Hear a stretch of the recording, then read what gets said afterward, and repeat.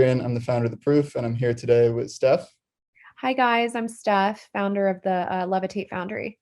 And we're incredibly excited to have Andrew here, one of the co-founders of Jambys. So to kick off, Andrew, I want to give us a quick rundown of your background, what you're working on, and what Jambys is. Awesome. Yeah, so my name is Andrew Goble. I'm one of the co-founders and co-CEO of Jambys, along with my partner, Jack Ambrose. We started in October 2019 with pretty simple vision. We thought it would be cool if boxers had pockets. So from there, I think we started July that year. Just made enough, I think, for a little friends and family launch. We didn't know what it was, didn't know what we were doing. We're like, let's just make the best version as possible. We launched October 1st, sold 1,000 in 5 days. And from there, I think, we've been building this vision of celebrating chilling. We made clothes just for home. And everything super soft, unisex clothes that are built specifically for the home. And that's Jambys. I love it. From a team workflow perspective, can you catch us up on kind of like the early days when you'd sold out of 1,000 pairs all the way up to where you are now, kind of like the distinct phases of growth?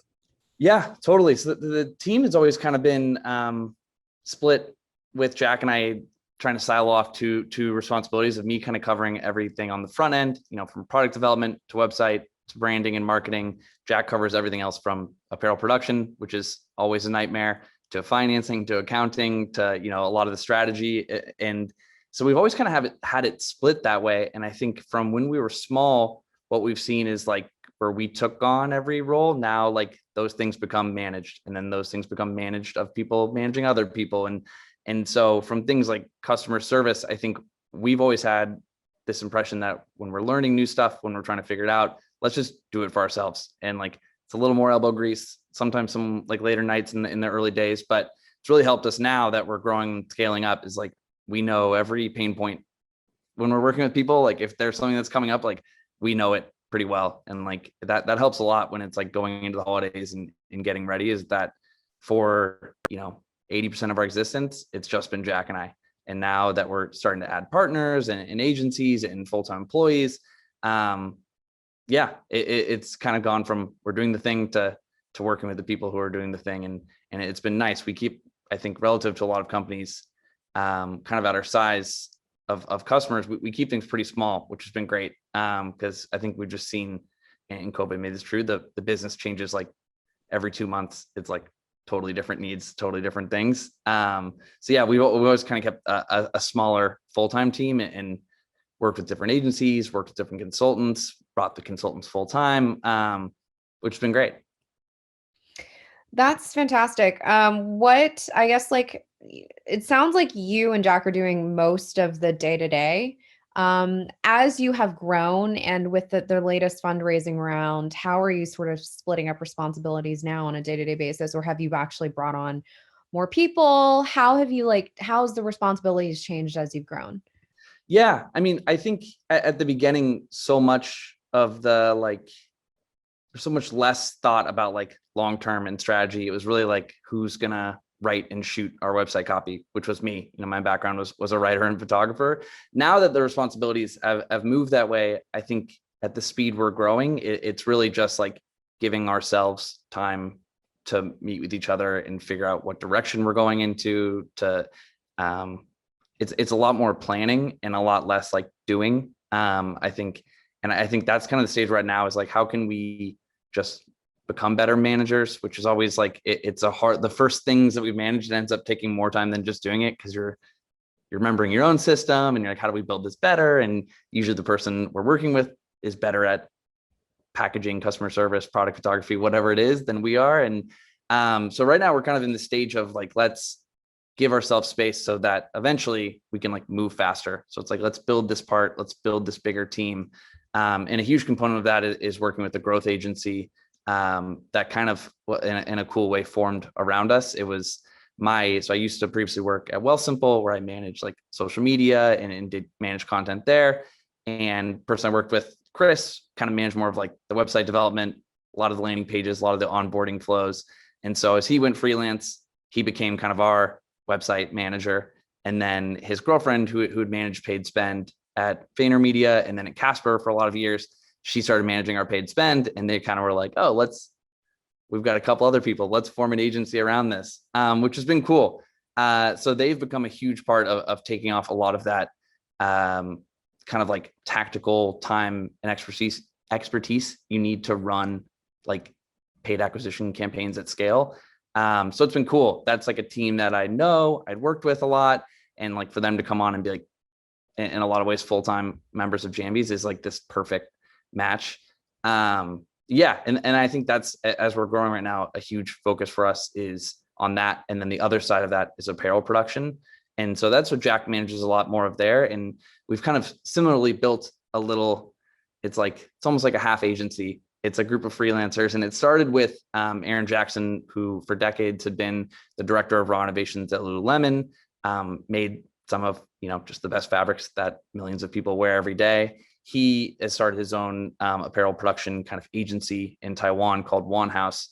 And when we went to him, told him we were about, he was super excited. I think the challenge for him that was so exciting was we're like taking a category that for a long time has been like different gray types of cotton and like trying to make the best fabrics for lounging, like this performance in activewear. It ends up that he's kind of brought us to a world of people from activewear, from athleisure, that have like kind of enjoyed this new challenge of like making house clothes. And so from there, he connected us to Sharon Henderson, who's now our development director, and she'd worked at Outdoor Voices.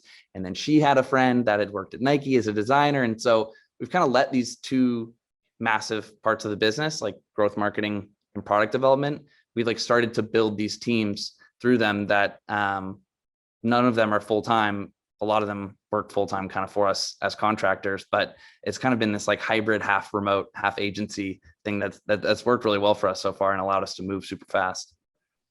I definitely hear you on the kind of like bringing on people standpoint and the upfront work required in like defining those workflows. So I'm curious from your perspective, how do you kind of balance time between, working on the business of bringing on the right partners, defining workflows, and then working inside the business around more execution capabilities? Yeah. And this, I mean, frankly, is like, has been a weakness of mine. Like, I think back in the day, like I loved freelancing and being like a one-man band. Like, I'm going to do the concept, I'm going to write it, I'm going to shoot it, I'm going to edit it. I can like help you run ads behind it. And to move to a world where like being able to manage and delegate and like pick what we're working on is so important. I found like the first couple months of this year, like just as many failures as successes. Like it's hard. Like you like don't spend enough time onboarding a graphic designer and you like pay for it later because you didn't set expectations right and their work isn't exactly what you know. And so that's honestly been a huge learning experience. It's just learning how to do it, like how to communicate effectively, how to like what to bring out or like what to like work with others on, what to like send to them and not talk to them again, like to give people autonomy and do what they're good at. And also like what can still stay with me. And so a lot of the stuff that stayed with me has been creative and product development. Those are kind of hard to really push out. I think in our early stages, I think, once we go through a couple like seasons and have like kind of a color story, then someone can jump onto that. But I think it's been nice to, by delegating some of these other things and building systems for, adding new products, launching new products, our email flows, every marketing element you can think of, I've still kind of kept like these core design decisions kind of to just me or working with one freelancer. And eventually that isn't going to work either. There are people who are better designers than me, and there are people who, can just do everything better than me. But that's been cool I think to keep on like that. That's the spirit of the company. And so when we talk about like what we're advertising and what we're selling, like those two things I think are never really going to leave the building. Yeah, I hear you there. I'm curious, you mentioned that you kind of like this story along each part of the business of, talking to this person who made an intro here and here. What do you think was really compelling, whether it was the team, whether it was Jambys, whether it was your vision? It seems like you've literally like aligned a rock star, group of people to work in each of those capacities. What do you think resonated the most? Like, why did everyone want to work with you? Because these are really famous folks. Yeah. I think, to be honest, we were also kind of dumbfounded that these people wanted to work with us. I think for the apparel production side, I think one thing that we learned about kind of like the industry is that it isn't, I think a lot of entrepreneurs, you find kind of a category like accounting full-time people who are great at it. For a 2-person team, maybe there's an agency or a software that can get you pretty much there. That like doesn't really exist in apparel production. Like it is still a very much like a conversation relationship based thing. And added on top of that we were like, the whole world was in quarantine. There wasn't really a chance to go into any of these factories in a meaningful way. Meant we pretty much understood the advantages of working with people who have those relationships over decades at the best places. And I think from their perspective, a lot of them were moving from their like, he'd already started the agency before he knew about Jambys. But I think as they were looking for their first clients, like we were kind of in this perfect spot of like, who's really, I think in a normal year, there would have been like huge venture backed apparel companies launching and trying to like send money to anyone who could tell them what to do. And for whatever reason in quarantine, like we're fully remote. Jack and I try and be good to work with. We're like not insane. And then I think these meetings, like we've had people like, it always happens. They start as like a 1-day-a-week consultant and like end up believing in the vision, loving the Jambys and like wanting to work more. Feels mostly like luck. I don't know if we've done anything, but I think the other side is that it is a fun challenge. Like I think a lot of activewear, like there's so much innovation that like a marathon shoe that gives you a couple extra seconds off your time is really huge. For us, like there's like such a big level that you can jump products up from basic cotton sweatpants, that it's been fun just to see them kind of like brainstorm, come up with totally new products, come up with totally new materials. I think everyone's like, oh, it's kind of a fun blank canvas to like, it's a cool category to work in because there's not a lot of people doing great stuff in it. The idea is definitely unique. Yeah. And your ability to inspire and bring on the right people, that's amazing and needed, right? At this sort of phase of your growth. So that's great. That said, so as you've sort of scaled and grown Jambys over the years, are there any brands or founders that you've really admired, whether it's what they built or just inspirational in terms of how they grew their company that you've taken inspiration from?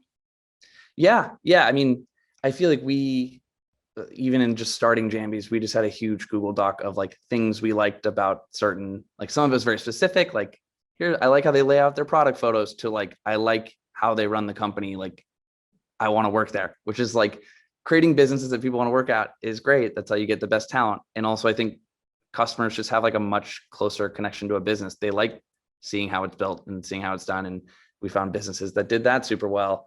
Kind of a main one, I think from a product standpoint, like we look to Lululemon a lot. Like I think they're like, there's a lot of things we like, I don't personally like love about the business or the culture of the business, but like they're so obsessed about like getting the product to fit the person who's wearing that specific product. And they're not just like rolling out shorts that like come from a factory that 10 other brands make from. Like everything they've built, like through every size, through every version, they like are obsessed with actually making the product great, which sounds simple. And I think in apparel, like it is kind of simple, but requires a lot of work. And so in that regard, I look up to them. And I think when it comes to kind of like a brand story, we like really look at Allbirds. It's cool that from like a single product and like kind of a wedge that they've been able to build this much bigger thing. And I think with Patagonia and Allbirds, both like the way that sustainability like is like ingrained in their entire process and not just like slapped on the end is something that we knew we wanted to do from the beginning. And yeah, we're always like, if we can be as good as they were 5 years in, like, let's start there. Like they get like some of the, like, you know, Patagonia is super transparent about every factory they use. Allbirds super transparent about like down to where the fiber is sourced from. Like these types of things that go beyond just like basic marketing, sustainable bullet point. Like they like kind of walk the walk.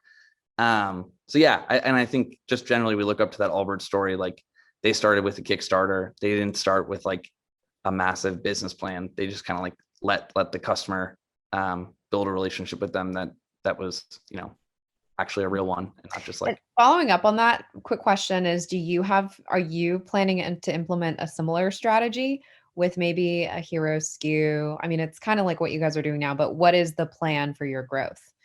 Yeah, I mean, I think we saw like from a product perspective, even when we just first launched those Box of the Pockets, it's the material. Like people aren't used to this, like this micromodal, like it's usually in like luxury underwear. Sometimes it's in like thin activewear, mostly on like the women's side.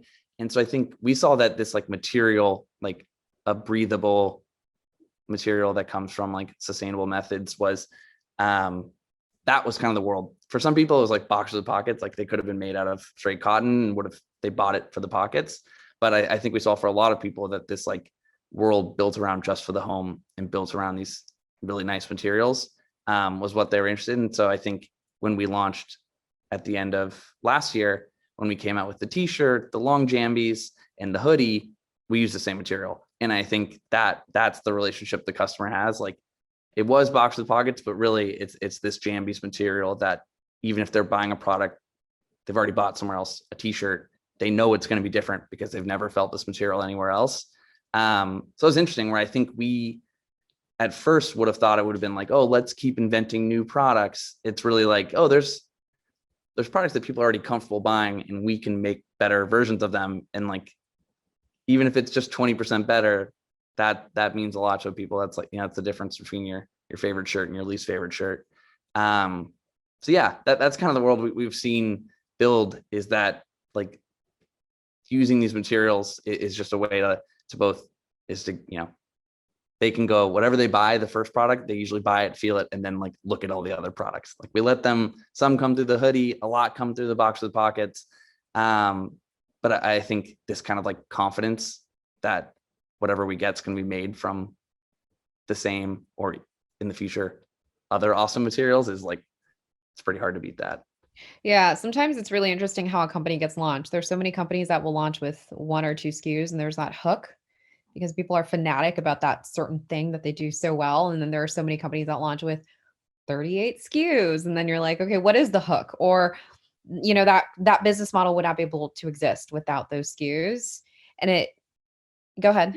Yeah, that's exactly right. We like think about that anchor. At first, we weren't that strategic. We just knew like 38 SKUs. We're not gonna be able to do this. Too much inventory, hard. right?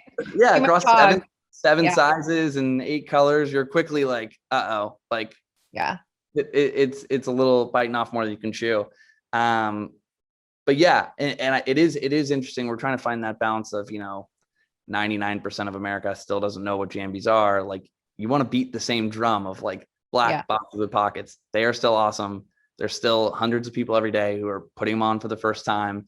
And like not forget that, because I think we didn't forget it for very long, but we like definitely were like, oh, does this mean we should make 50 other products? Like you get excited and you're like, no, let's like keep making this. Let's make new versions of it. Let's tweak one of the sizes. Like if there's a little fit issue we get from surveys, let's iterate and keep improving on it.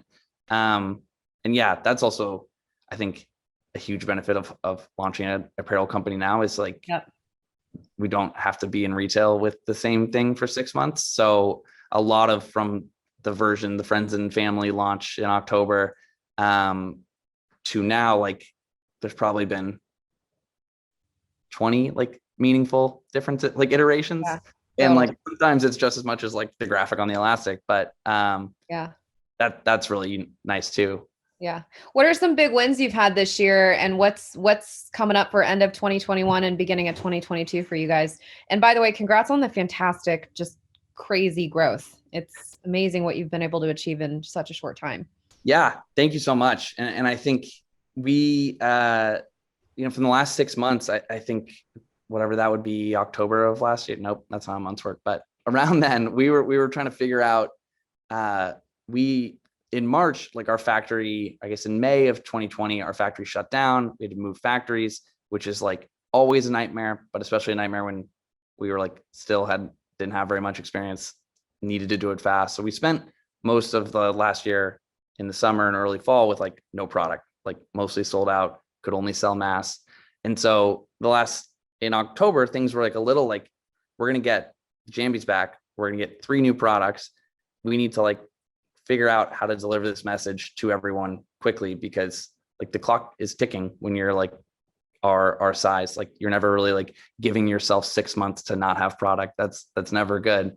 And so to have like a really successful holidays and to see that success kind of sustain through the winter, we're still definitely small. Successes for us is relative, but it's been awesome to see, like, as we think like, oh, we think people are gonna like this color, we think they're gonna like the t-shirt, and you're always like nervous until you do it. And in these last 6 months, I've really kind of crystallized, people love Jambys, they love what it's about, it makes them feel good at home. Let's keep making new things that make people feel good about being at home. So yeah, that 6 months feels like the biggest one was just having product in stock in all the colors and all the different types of clothes. But specifically for 2021, I think it was building that apparel production team and just letting them start to like scratch out what the future looks like getting us to look more than 6 months into the future and kind of designing products. Like right now we're designing around our summer 2022 new product launches, which, a year and a half ago, we were designing products 2 months before we were selling them. And now we're like doing things the right way. So it's exciting to have people to build a team of people who just are really good at what they do and love what they do. And and it makes us more excited. We used to be really like stressed about picking colors, and it's now transformed to something that's like an awesome time because everyone has these great ideas and we're really just kind of having a discussion. So yeah, it feels like from 6 months, we're always still, there's kind of that early stage. Sometimes I like see people on Twitter talking about starting a company, and I'm like, oh, every stereotype we go through.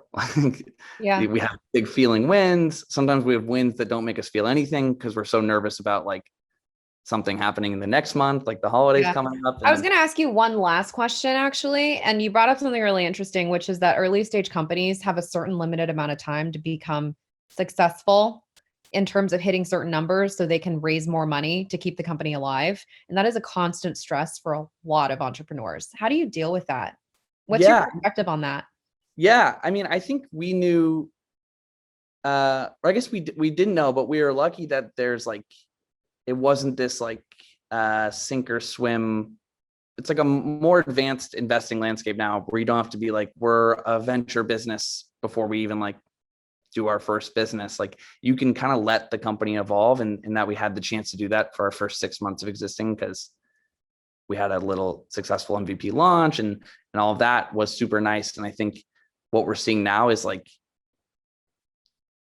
a lot of it comes down to like, I think we want to like raise money and use it when we're like confident about what we're going to do with it and where it's going to go. And right now it's been this awesome phase of, taking money and knowing exactly like we're going to use this to get more people in Jambys, because when people wear Jambys, they tell their friends, they buy more Jambys, not complicated.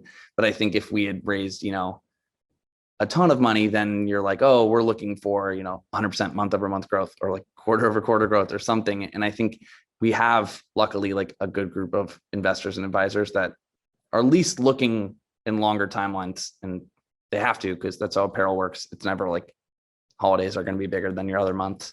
But I think but I think we still feel a lot of the same way. Like when you have a great month, we're nervous about the next one being great. And when we I think when we have Facebook's working, like whatever, you're excited, but you kind of know like everything's crazy and changing a ton right now. So I think, the lesson for us is that we need to kind of like celebrate our wins, because it's fun. Even like talking here and seeing you guys be excited about Jambys is awesome, because we don't get to talk to a lot of people right now. We're stuck in our apartment. But yeah, I think that this kind of cycle, it's been nice to at least work with investors who like get that like linear growth isn't how companies grow. Like They're going to be great months, they're going to be down months. Generally the trend should look one way. Oh, sorry, I just let my own notification ruin my own rambling. I'll say it again. I think, yeah, I think it's been nice to like have expectations and have advisors, investors that believe in the long-term vision of the business. And I think keeps them, if a month is less than the projections, like the questions like why and how, and not like, I don't know, banging a gavel and telling us to get out of town.